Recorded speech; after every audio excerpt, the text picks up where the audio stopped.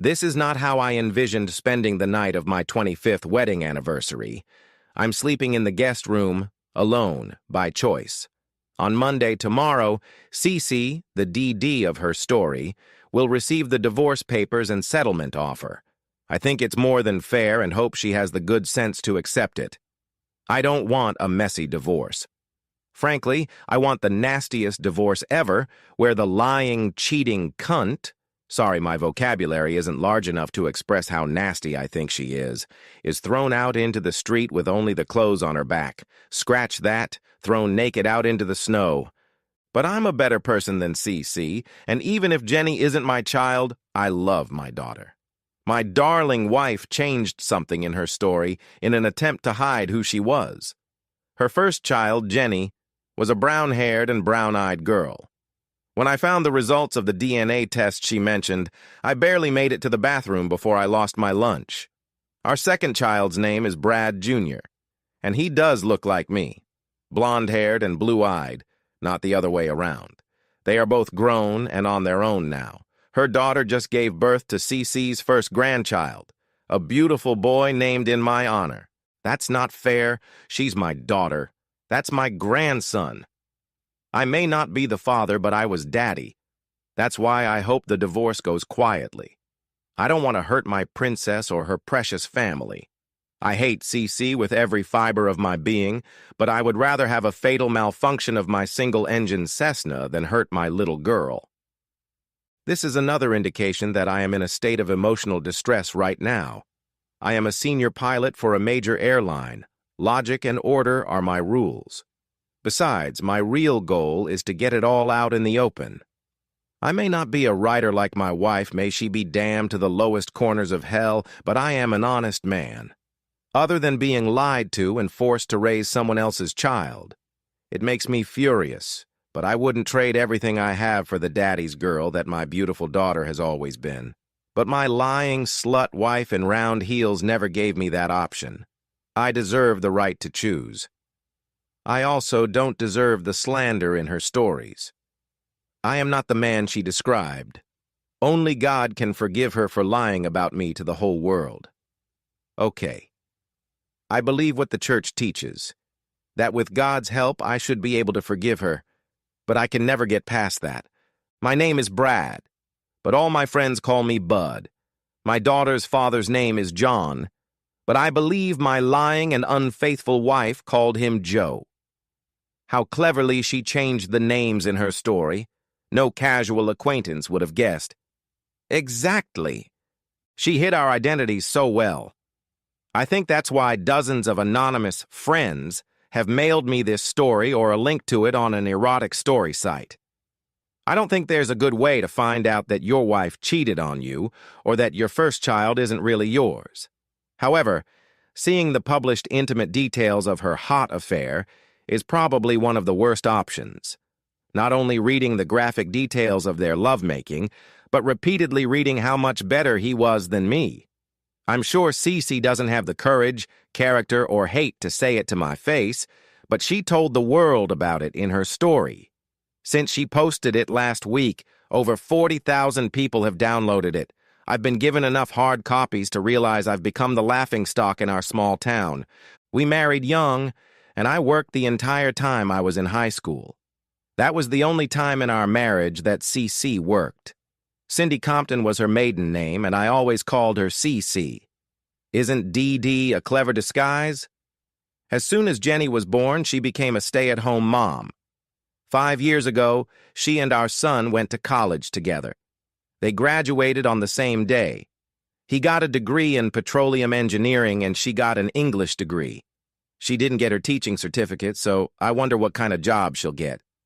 Her gravy train has gone down the drain if I have anything to say about it.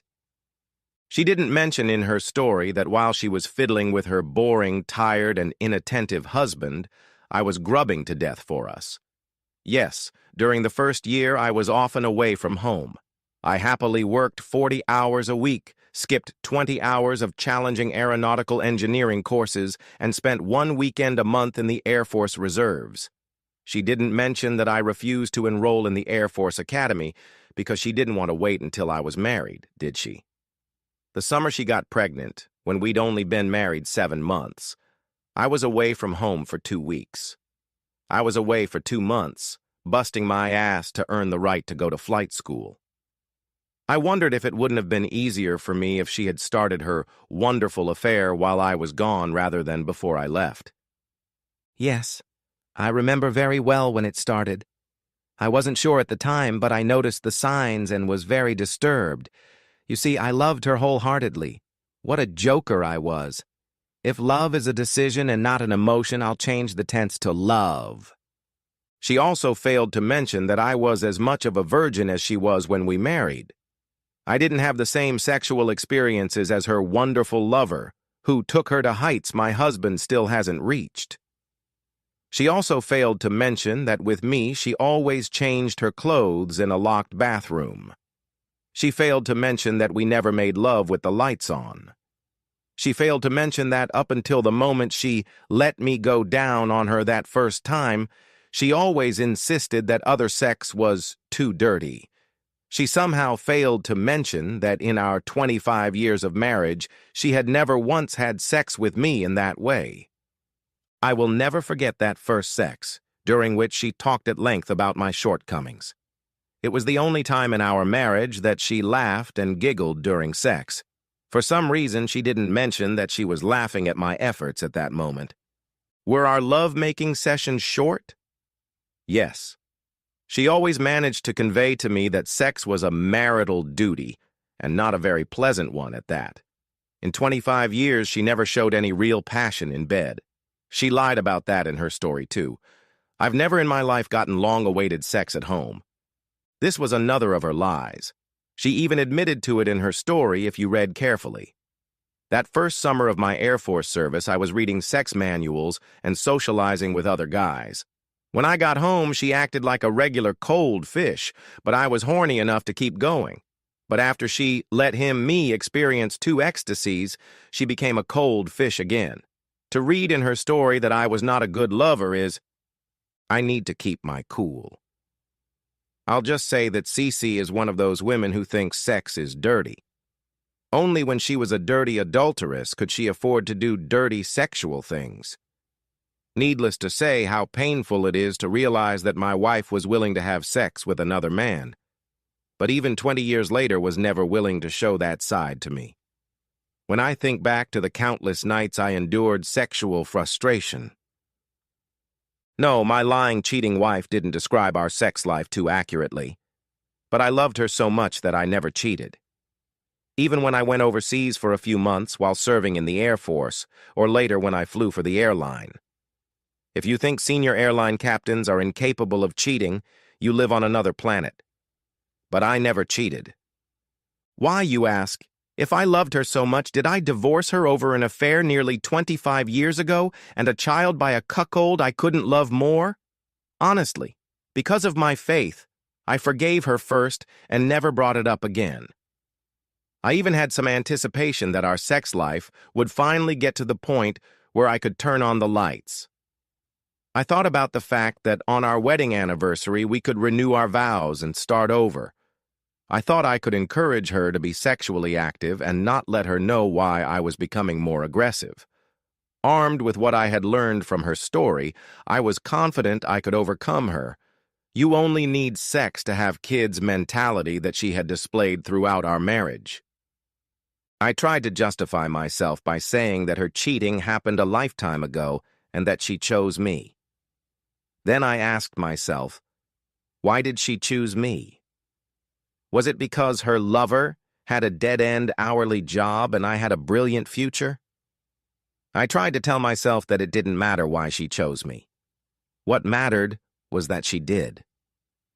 Then I reread the story, especially the last part, and I cried for only the 3rd time in my life. I didn't even cry when my parents died. The only time I cried was when I held each of my children in my arms for the first time. However, when I reread the end of her story, I cried like a broken-hearted person. In the end, she didn't choose me. She wrote that if I died, she could find him and become his secret mistress. No doubt she knew she would have financial security in the event of my death. I could live with that. At least it meant she was honoring her vows. But I couldn't accept that she said that if his wife died, she would leave me for him. She valued his marriage vows above ours. And then I realized. Throughout our marriage, I had never been first in her heart. I mourned all those lost years. It was at that moment that I realized I didn't want to touch her anymore. In the divorce petition, I stated that she should never contact me again. I wonder if she will honor that request. I hope so. But I'm not sure I can keep myself from acting like a jerk and retaliating if she doesn't. If she tries to scream, "I love you, it was just sex," like so many cheating wives do. Well, I have some very harsh statements at the ready, but for the sake of our children, I hope I don't have to use them. When I stopped crying, I decided to find out about her lover. He wasn't hard to find. I simply called his first wife. She informed me that Joe was single, on his third divorce, delinquent on all child support, and not even worthy of revenge. I wasn't surprised. A man who cheats the way he does doesn't stop. I found out his current address and thought a little about inviting him to our anniversary. But I didn't want to ruin the party the kids were throwing for them.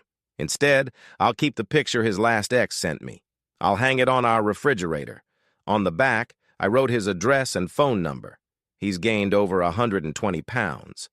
And I have to stay in shape because of work. I doubt she'll contact him, but who knows? There was definitely a sense of longing for him in her story. If she married him, it would be sweet revenge, except for what it would do to my daughter. I pondered all sorts of ways to hurt that lying bitch as much as she had hurt me. In our 25 years together, I've known dozens of ways to destroy her. For example, I almost ordered an expensive sexy dress in her size when we got married. Funny thing is, I almost wrote that CC still looks great. I erased that. I realized I was looking at her through the prism of my love. She never lost the weight after both pregnancies. Her skin shows signs of tanning too often. She is fat, old, and wrinkled. Unfortunately, my faith teaches me to forgive. I have decided that I am better than this man. I will turn the other cheek. Besides, it will take 25 years of pain to even the score. No, I'll let her go her own way, and I'll go mine. I'll try to find what I think every man deserves in a marriage. A woman who loves him. A woman for whom he is first in her heart and whose sexual fantasies include him. I'm not willing to settle for less. Knowing that I can love a man who looks just like CC gives me the confidence to know that next time I won't let my hormones rule my thoughts. I believe that I can forgive CC for her cheating. With God's help, I believe I will forgive her for stealing almost 25 years of my life, but I will not give that lying, cheating bitch the opportunity to steal even one more day. Revenge? It's tempting, but I believe the best revenge is a life well lived, and I have no doubt that without that lying, cheating bitch, I will have both.